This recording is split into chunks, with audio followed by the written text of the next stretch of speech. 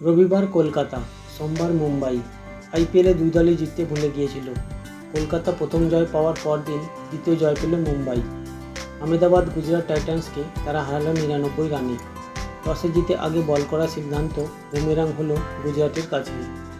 প্রথমে ব্যাট করে তিলক বর্মার ৪৫ বলে ১৭ রানের সৌজন্যে মুম্বাই তুলেছিল ১৯৯ জবাবে গুজরাট থেমে গেল ১০০ রানে।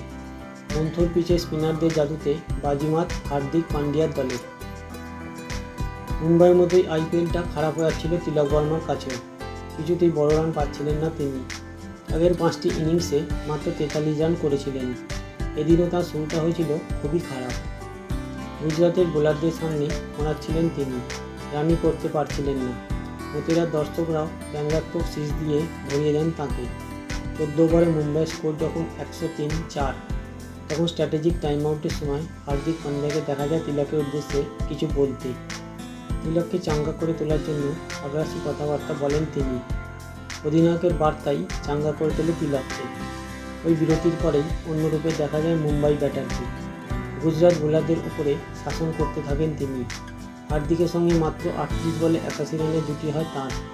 তবে হার্দিকের অবদান ছিল যৎ সামান্যই। শেষ ৬ ওভারে ৯৬ রান তোলে মুম্বাই। তার মধ্যে প্রসিদ্ধ কৃষ্ণাই নিজের শেষ ২ ওভারে দেন ৪১ রান। মুম্বাইয়ের হয়ে এদিন অভিষেক হয় দানিশ মালেওয়ার এবং ক্রিস ভগতের। দানিশকে পাঠানো হয়েছিল কুইন্টন ডিককের সঙ্গে ওপেন করতে। তিনি ৪ বলে ২ রান করে ফিরে যান। ডিককও ১১ বলে ১৩ রানের বেশি করতে পারেননি। চতুর্থ ওভারের মধ্যেই মুম্বাই ২ ওপেনারকে সাজঘরে ফেরত পাঠায় গুজরাট। চূড়া ধাক্কা কমিয়ে দেয় মুম্বাইয়ের রানের গতি। নমন ধীর এবং সূর্যকুমার দলকে টানার চেষ্টা করেছিলেন। সূর্যের খারাপ ফর্ম এই ম্যাচেও অব্যাহত। একটি করে ৪ এবং ৬ মেরে আশা জাগালেও তিনি ১০ বলে ১৫ করে ফিরে যান। সেখান থেকে দলের হয়ে হাল ধরেন নমন এবং তিলক। যদিও রানের গতি খুব বেশি ছিল না। ৬টি ৪ এবং একটি ৬ মেরে ৩২ বলে ৪৫ রান করে ফেরেন নমন। তিলকের সঙ্গে হার্দিক যোগ দিতে রান তোলা একটু গতি আসে। হার্দিক নিজে ব্যাটে বলে করতে পারছিলেন না, কিন্তু উল্টো দিক থেকে ক্রমাগত উৎসাহ দিতে থাকেন তিলককে। সেটাই আরও চাঙ্গা করে দেয় মুম্বাইয়ের ব্যাটারকে। ১৮তম ওভারে অশোক শর্মাকে ৩টি ৬ এবং ২টি ৪ মারেন তিলক। তার আগে ১৫তম ওভারে প্রসিদ্ধ কৃষ্ণকেও ১টি ৬ এবং ২টি ৪ মারেন তিনি। শেষ ওভারেও প্রসিদ্ধকে ২টি ৪ এবং ২টি ৬ মারেন।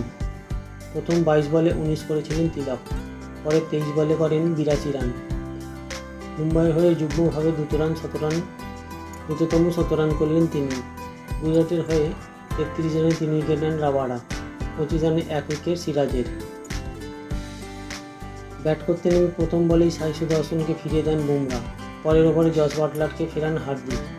২ ওভারে ২ সেরা ব্যাটারকে হারায় গুজরাট। কিছুক্ষণ হাল ধরেন শুভমান এবং ওয়াশিংটন সুন্দর।